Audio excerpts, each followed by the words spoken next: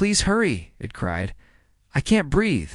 Quickly scanned my surroundings for alternative tools, settling on a heavy metal spoon I found in the kitchen. With renewed determination, I returned to the wall and started banging the spoon against it with all my might. Each strike echoed through the room, intensifying the desperate pleas of the voice.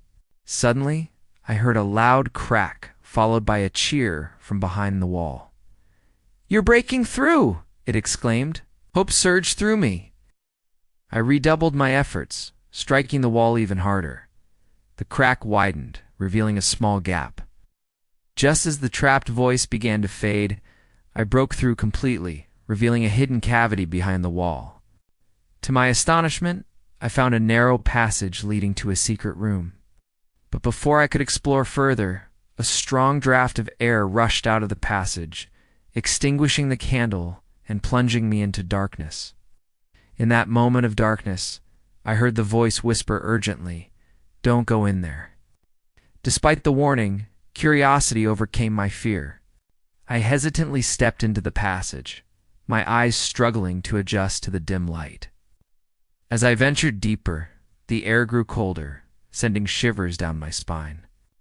I continued cautiously, aware of the unseen presence lurking in the shadows. The passage opened into a small room illuminated only by a faint glow emanating from beneath a heavy wooden door. I approached it, my heart pounding, and placed my hand on the cold, unadorned surface. As I pushed the door open, the full extent of its malevolence was revealed. Inside the room was a coffin. I could barely make out its shape due to the dim lighting, but its imposing presence was undeniable. A sense of dread washed over me, confirming the dark premonition I had sensed earlier. In that instant, I understood. The house wasn't just haunted, it was concealing a sinister secret, a secret that had remained buried for far too long. As I stared at the coffin, the chilling truth became clear. This was no ordinary house. It was a place where malevolent spirits lingered, and secrets from the past refused to stay buried. I had stumbled upon something sinister, something that threatened to consume me. Suddenly, the temperature in the room plummeted, sending a wave of goosebumps across my skin. A bone-chilling cold that seemed to emanate from the very core of the coffin itself.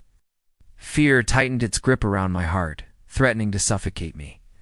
I wanted to scream, to run away from the suffocating dread that threatened to engulf me, but terror froze my voice. Then From the depths of the coffin, a whisper slithered out, sending shivers down my spine. let me out. It hissed, the voice raspy and filled with an otherworldly chill. I could untear my gaze away from the coffin, as a new wave of icy cold radiated outwards. The mere presence of whatever was trapped inside felt like a physical force pressing against me, stealing my breath. That's when I noticed it. The faint glow emanating from beneath the door no longer appeared ominous, but rather beckoned with an eerie invitation. Trembling, I stepped closer, my instincts screaming at me to flee, yet my curiosity compelling me forward. As I reached out to touch the door, the whispers intensified, morphing into a chorus of voices chanting in unison. let me out," they echoed, their urgency palpable. My fingers brushed against the door, and in that instant the whispers ceased. A heavy silence descended, thick and suffocating. The hairs on the back of my neck stood on end as I hesitated, torn between the primal fear that urged me to escape and the insatiable curiosity that held me captive. The battle within me raged, but the terror ultimately prevailed. I turned and fled, desperate to escape the suffocating clutches of the house. As I ran, the voices pursued me, their chilling whispers echoing in my ears. I didn't dare look back, but I could feel their presence, their icy fingers clawing at my heels. Finally, I burst out of the house and stumbled into the relative safety of the street. Gasping for breath, I looked back at the house. Its windows seemed to stare back at me, dark and lifeless. Even now, years later, I can still hear the whispers in my dreams. And sometimes when the wind blows through the trees, I swear I can hear them calling my name. And that is why I haven't set foot in that house ever since.